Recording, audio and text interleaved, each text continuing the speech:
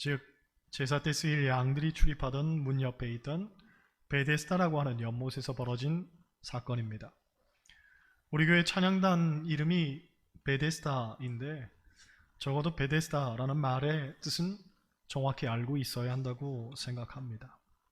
베데스다라는 말은 히브리어로 베이트, 즉 집이란 말과 헤세드, 즉 은혜라는 말이 합쳐진 단어입니다. 직역하면 은혜의 집이란 뜻이죠. 여러분, 기독교는 은혜의 종교입니다. 기독교 복음을 대표하는 단어들이 많이 있지만 그중 가장 핵심적인 단어는 은혜입니다. 우리가 믿는 하나님은 은혜의 하나님이고 우리가 보는 성경은 은혜의 책입니다. 그리고 교회는 은혜가 있는 곳이죠. 때문에 베데스다라는 말이 어쩌면 오늘날 우리의 교회를 상징할 수도 있다고 봅니다. 교회는 다름 아닌 은혜의 집이기 때문에 그렇죠. 그런데 문제는 이 은혜의 집에서 벌어진 일들이 그리 은혜롭지 않았다는 겁니다. 저마다 은혜를 갈구하며 이곳에 모여들었는데 정작 그곳에서 얻는 것은 은혜가 아니라 오히려 경쟁과 상실과 갈등과 반목의 나날들이었습니다. 아니, 은혜를 구하러 온 이들이 왜 은혜를 얻지 못하고 이런 잘못된 구조 속에 내몰려야만 했을까요? 그것이 오늘 베데스다를 통해 우리가 투영해보는 오늘날 교회의 안타까운 현주소인 겁니다. 여러분, 이스라엘에 가서 베데스다를 보면 깜짝 놀랍니다. 두 가지 때문이죠. 첫째는 베데스다 연못이 연못처럼 생기지를 않았습니다. 유적지 건물들이 즐비합니다. 왜냐하면 여기가 예수님이 기적을 행하신 곳이라고 알려지다 보니 초기 기독교 시절에는 이곳에 기념교회를 지었습니다. 그런데 로마 시대에 기독교 탄압 정책으로 인해서 기념교회를 허물고 아스클레피오스라고 하는 치료의 신으로 알려진 신전을 짓습니다. 이후에 비잔틴 제국이 이곳을 점령하면서 비잔틴 대성당을 지었고 나중에 십자군 원정 때에는 다시 그것을 허물고 기념교회를 짓습니다. 그러다 보니 계속 짓고 허물고를 반복했기 때문에 지금은 건물들의 잔해와 유적들만 남아있게 된 거죠. 두 번째로 놀라는 것은 베데스다 연못의 깊이가 굉장히 깊습니다. 어떻게 이렇게도 깊은 곳을 병자들이 내려갈 수 있었을까 생각하면서 놀라게 되죠. 그러다 보니 어떤 성경학자들은 베데스다 연못이 거기가 아니라 그 옆에 있던 작은 웅덩이였을 것이라고 주장하기도 하지만 정설로 받아들여지지는 않고 있습니다. 아무튼 양문 옆에 베데스다 연못이 있었다는 사실은 우리에게 중요한 세 가지를 가르쳐주고 있습니다. 첫째, 양이 양문으로 들어와서 제일 먼저 들르는 곳이 베데스다였다는 거죠. 기실 양들이 성전의 제물로 바쳐지기 전에 깨끗하게 씻기는 곳이 베데스다 연못이었습니다. 그러니 여러분 한번 생각해 보시기 바랍니다. 더러운 양들이 예루살렘 성 안에 들어와서 그 연못에서 깨끗이 씻겨진다면 연못이 깨끗했을까요? 더러웠을까요? 온갖 비린내, 똥냄새, 역한 냄새가 진동했을 겁니다.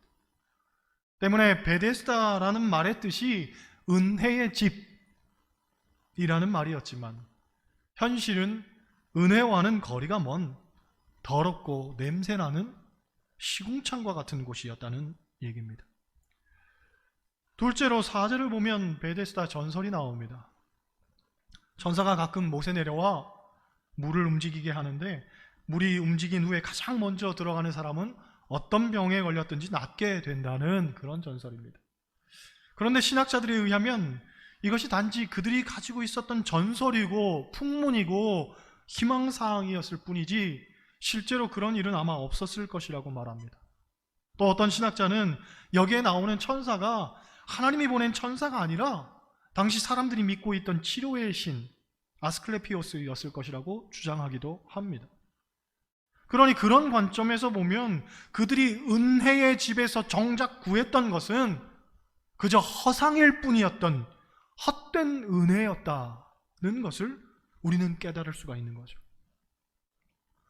셋째로 베데스다가 양문 옆에 있었다는 것, 또 여러분 한번 상상해 보시기 바랍니다. 베데스다에 이렇게 앉아 있으면 늘 무엇이 보이겠습니까? 아마 양들이 들어오고 양들이 씻겨지고 양들이 제물로 또 들어가는 것을 볼 수 있었을 겁니다. 이 양들은 어떤 용도로 쓰였습니까? 제사에 쓰여질 제물들이었습니다. 정확히는 사람들의 죄를 짊어지고 대신 하나님께 드려지는 제물들이었단 말이죠. 그러니까 베데스다가 은혜의 집이 될 수 있었던 것은 우리의 죄를 대신 짊어지고 하나님 앞에 드려지는 이 양들을 보면서 하나님께서 우리의 죄를 이렇게 용서하셨지, 하나님께서 이렇게 우리를 사랑하셨지, 그걸 깨달을 수 있는 장소가 되었기 때문에 베데스다라는 이름이 붙여진 겁니다. 그런데 그렇게 중요한 곳에 앉아있던 사람들의 머릿속에는 정작 어떤 생각만이 가득했느냐? 그저 자기의 병을 고치기 위한 곳, 그것도 다른 사람들 다 제쳐놓고 오직 나만 깨끗해지기 위한 그런 이기적인 욕망의 장소로 변질되었던 거죠. 안타까운 것은 서두에서 말씀드린 것처럼 오늘날 우리들이 다니는 교회에서 우리는 이 베데스다와 같은 현실을 마주하게 된다는 거죠. 즉, 하나님의 은혜를 자기 욕망을 위한 수단으로 삼고 지극히 이기적인 어떤 허상을 쫓아 살아가며 또 타인을 마치 경쟁의 대상으로 여기면서 갈등하고 반목하는 모습들, 베데스다를 통해 우리가 보는 그 참상이 오늘날 교회를 통해 고스란히 재현되고 있다는 겁니다. 물론 저는 우리 사천제일교회는 그렇지 않다고 단언합니다. 너무나 좋은 공동체에서 너무나 행복한 목회를 하고 있기 때문에 이곳은 그야말로 은혜가 넘치는 은혜의 집이죠. 할렐루야. 하지만 조금만 시선을 돌리면 은혜를 구하며 교회에 나온 이들이 얼마나 깊은 절망의 수렁 속에서 한숨 짓고 있는지, 처절한 그들의 신음소리가 쉬 들려오는 것이 오늘날 한국 교회의 현실이란 말이죠. 지난 11월 우리 교회 부흥에 오셨던 강사 목사님이 일정이 거의 갈무리 될 무렵 저에게 이런 질문을 합니다. 손 목사님, 행복하지요? 그럼요, 행복하지요. 강사 목사님이 이내 저에게 말씀하시기를 전국에 목사님처럼 행복하게 지내는 목사가 몇이나 될까요? 한 300명 될까요? 그러는 겁니다. 그 말이 저의 마음 깊은 곳을 파고들었습니다. 목사가 행복하려고 목회하지 불행하려고 목회하겠습니까? 그런데 행복하지 못한 목사들이 대부분이라는 겁니다. 또 교인들도 행복하려고 교회를 찾지 불행하려고 교회를 찾겠습니까? 하지만 신앙생활이 그리 유쾌하지 않은 분들이 너무나 많습니다. 사실 교회는 은혜가 넘치는 은혜의 집이어야 합니다. 하지만 현실은 냉담하기 짝이 없는, 오히려 무수한 상처로 점철되는 곳이 교회가 되고 있다는 것, 우리는 부인하기 어렵습니다. 그렇다면 도대체 어디에서부터 이 문제의 실마리를 찾아가야 되는 것일까요? 저는 그 해답을 6절 이하를 통해 살피게 됩니다. 우리 6절 한번 보겠습니다. 예수께서 그 누운 것을 보시고 병이 벌써 오래된 줄 아시고 이르시되 내가 낫고자 하느냐. 할렐루야. 이 본문이 특별한 것은 대부분의 예수님의 치유는 병자가 예수님을 찾아오는 것으로부터 시작이 됩니다. 그런데 오늘 본문은 예수님이 그에게 먼저 찾아가십니다. 3절을 보면 그 안에는 많은 병자들이 있었다고 합니다. 맹인, 다리 저는 사람, 혈기 마른 사람, 많은 병자들이 있었다고 하죠. 그런데 예수님께서는 그 많은 병자들 가운데에도 한 사람, 오직 한 사람, 38해 된 병자에게 다가가신 거죠. 그러니 은혜가 뭐냐라고 물을 때에 주님이 내 삶에 찾아오신 그것이 은혜다라고 말할 수 있는 거예요. 요한복음 15장 16절을 보면 우리가 좋아하는 말씀 나옵니다. 너희가 나를 택한 것이 아니요 내가 너희를 택하여 세웠나니. 내가 주님을 택한 게 아니라 주님이 나를 택하셨다는 거예요. 주님이 나를 찾아오신 거예요. 우린 이미 은혜 받은 자들이잖아요. 주님이 내 삶에 찾아오셨다는 것, 이것이 중요한 거예요. 내 문제가 해결되지 않아도, 내가 계획한 것들이 이루어지지 않아도, 아직 내 삶에 여전히 고민하는 문제는 있을지라도 주님이 내게 찾아오신 그게 은혜인 줄 믿습니다. 이것을 먼저 발견할 수 있어야 되는 거죠. 말씀을 보면 예수께서 그 누운 것을 보시고 그에게 다가가셨다고 합니다. 병자는 고쳐달라고 애원하지도 않았습니다. 바디메오처럼 다윗의 자손이여 하고 외치지도 않았습니다. 바꿔 말하면 병자는 완전히 자포자기하고 있었던 거죠. 아무 희망도 없고 소원도 없었습니다. 주님을 만날 기대도 없었고 내 병이 나을 거라는 그런 일말의 희망도 없었습니다. 어떤 책을 보니까 38년 된 병자의 그 38년이 굉장히 중요하다고 말합니다. 왜냐하면 이스라엘 백성들이 출애굽해서 가나안까지 들어가는데 몇 년이 걸렸습니까? 40년이 걸렸습니다. 40년. 그런데 그들이 광야에서 헤맨 시간만 계수해 보면 38년이라는 거죠. 우리에게는 별로 각인되지 않는 이 38년이 이스라엘 백성들의 가슴 속에는 분명하게 새겨져 있었다는 거예요. 광야에서 그렇게 떠돌았던 38년, 희망 없던 38년, 너무나 처절했던 38년. 그러니까 이 병자가 38년을 병을 앓았다는 것은 희망 없는 인생의 대표적 모습이라고 할 수 있는 거죠. 그런데 그 희망 없는 인생에게 예수님께서 먼저 다가가신 거예요. 그리고 말씀하시죠. 내가 낫고자 하느냐. 38년 동안 희망도 없고 기대도 없었는데 어느 날 문득 주님 찾아오셔서 묻습니다. 내가 낫고자 하느냐. 그런데 이 사람의 대답을 보면 역시 희망 없는 사람의 전형적인 대답입니다. 내가 낫고자 하느냐 하고 물었더니 네 주님 낫고자 합니다. 또는 제가 나을 수 있을까요? 이렇게 대답한 게 아니라 물이 움직일 때 나를 못에 넣어주는 사람이 없어서 내가 가는 동안에 다른 사람이 먼저 내려갑니다. 다른 사람 때문에 내가 지금 이 모양 이 꼴로 여기까지 38년을 있다는 거죠. 원망하고 불평하는 거예요. 예수님께서 낫고자 하느냐고 물어보시는데도 내 소원을 이야기하고 주님의 은혜를 사모해야 되는 그 시점에 말이죠. 다른 사람 때문에 내가 이 지경이라는 거예요. 이 지경. 당시 베데스다 연못 주변에는 수많은 병자들이 진을 치고 있었습니다. 누구든지 물이 움직이고 난 다음에 제일 먼저 들어가는 사람은 병이 낫게 되니까 병자들이 많이 모여 있었는데 보통 병자들이 힘이 없으니까 물이 동하는 것을 내내 기다리며 지켜보는 것도 어려운 일이었고 또 물이 움직일 때에 거기에 제일 먼저 들어가는 것도 문제였습니다. 그래서 돈이 많은 사람은 종을 고용했다고 합니다. 물이 동하나 안 동하나 이걸 종이 지켜보고 있다가 물이 동하는 그 순간 주인을 들여다가 거기다가 제일 먼저 집어 던지는 거죠.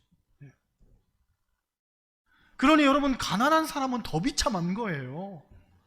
자기들은 아주 눈 빠져라 물 동하는 걸 지켜보고 있어야 할 뿐더러 물이 동하는 것을 보고도 정작 물에 들어가려고 하면 다른 사람이 먼저 들어가는 걸 지켜보고 있어야만 하니 이 얼마나 서럽고 환장할 노릇입니까? 병든 것도 서러운데 돈 없는 것도 서럽고, 게다가 38년이나 되었으니 희망도 없고 기대도 없고 그저 늘어난 것이라고는 다른 사람에 대한 미움과 원망만 더 켜켜이 쌓고 있었던 거예요. 어디에서? 베데스다에서, 은혜의 집에서. 은혜의 집에서 은혜를 누리는 게 아니라 은혜의 집에서 원망을 더 많이 만들고 있었던 거죠. 여러분, 살면서 우리가 한계를 느끼고 절망을 느낄 때 많은 경우 남의 탓을 합니다. 우리 집안이 이렇게 된 것 당신 탓이야. 아이들이 저렇게 망가진 것 당신 탓이야. 살림살이가 이렇게 쪼들리는 것 당신 탓이야. 내가 이런 아픔을 겪게 되는 것 당신 탓이야. 입버릇처럼 말하곤 하지만 사실 그것만큼 어리석은 일도 없습니다. 왜냐? 남 탓을 해서 얻어지는 건 아무것도 없기 때문입니다. 오히려 더 큰 상실과 갈등과 반목만 만들 뿐이죠. 그러니 여러분, 남 탓을 하기 전에 오히려 나를 보아야 됩니다. 나를 더 객관적으로 좀 들여다보고 더 진지한 자기 성찰을 해야 되는 거죠. 신앙생활은 늘 내 탓이요가 먼저지 남의 탓 때문으로 전가하면 안 되는 것 아닙니까? 그잖아요. 제가 딸이 넷인 집 막내딸에게 장가를 갔습니다. 그러다 보니 사위도 역시 넷이겠죠? 사위도 이런 사위 저런 사위가 있을 것 아닙니까? 그 중에 형님 한 분이 성격도 좋고 서글서글한 데다가 직장 때문에 장모님하고 같은 아파트에 같은 현관을 마주보면서 살았습니다. 그러다 보니 형님하고 장모님하고 사이가 얼마나 살갑고 편하겠어요. 그래서 이 형님이 가끔 처형 흉을 봅니다. 장모님, 제 아내는요 이러이러한 게 문제예요. 그것 좀 고쳤으면 좋겠어요 하고 말하면 장모님이 맞네, 걔는 항상 그게 문제네 하고 맞장구를 쳐주십니다. 그런데 언젠가 형님이 없는 자리에서 장모님 하시는 말씀이 자기가 뭔데 내 딸 흉을 자꾸 봐 하는 거죠. 제가 깜짝 놀랐습니다. 분명히 사위한테는 맞장구를 쳐줬는데 역시 팔은 안으로 굽는 거죠. 딸 흉 보는 게 싫었던 겁니다. 그때 제가 아주 중요한 교훈을 얻었습니다. 아, 장모님한테는 절대 아내 흉을 보지 말아야겠다.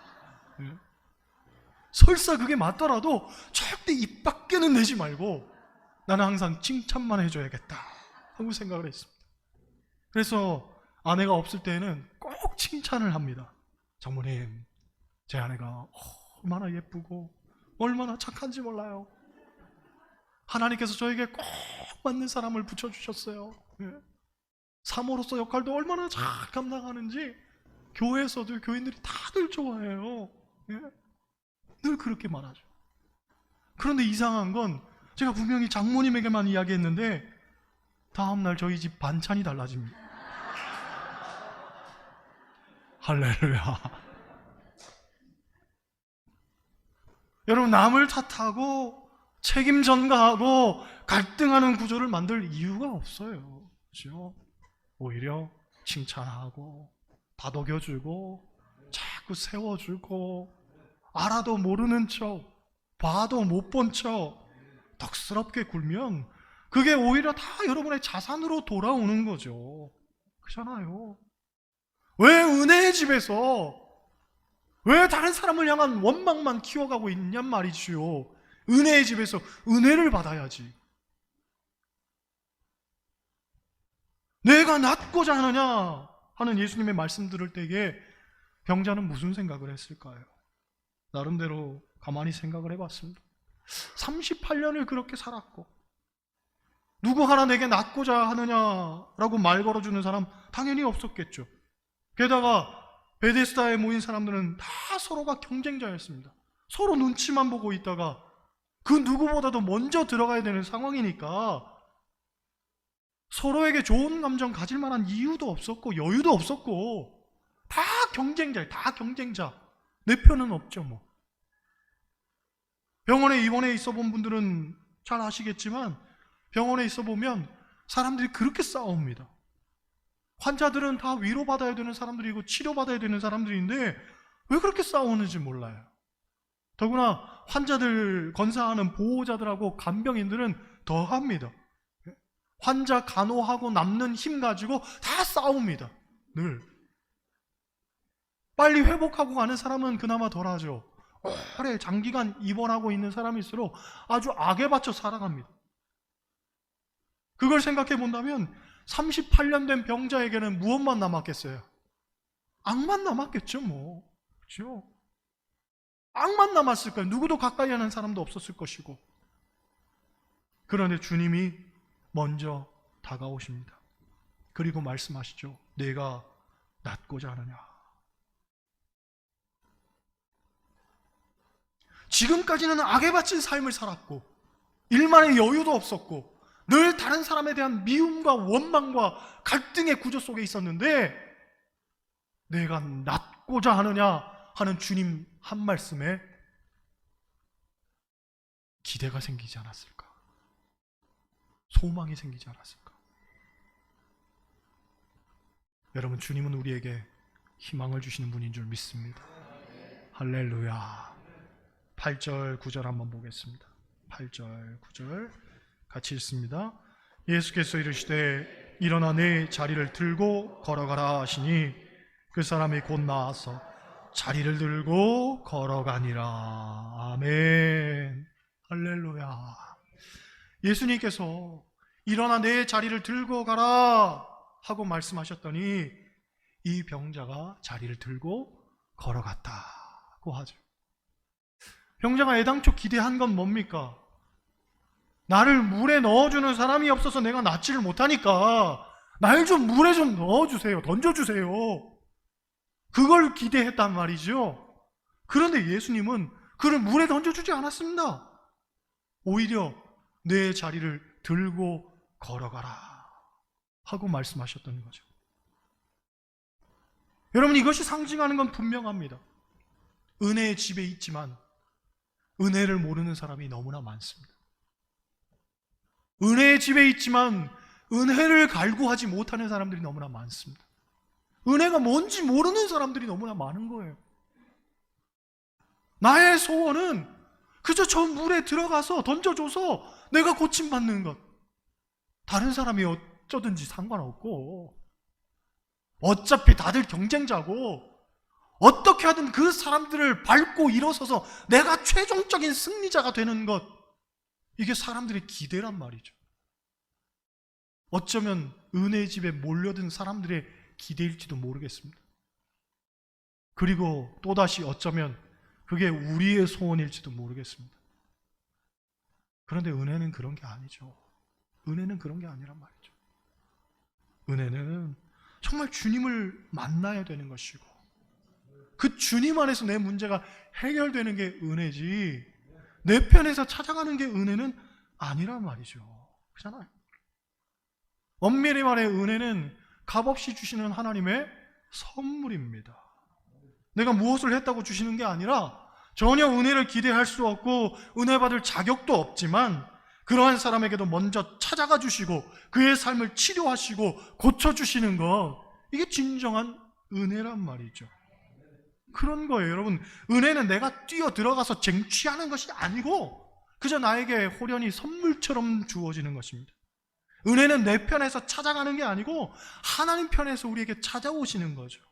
또 은혜는 나만 누려야 하는 것 아니고 내가 최종적 승자가 되어야 되는 게 아니고 우리 모두 함께 누려야 되는 거예요. 또 사람 편에서는 절대 절망이라고 하는 것도 충분히 깨뜨릴 수 있는 놀라운 능력이 되는 거죠. 그게 은혜인 거죠.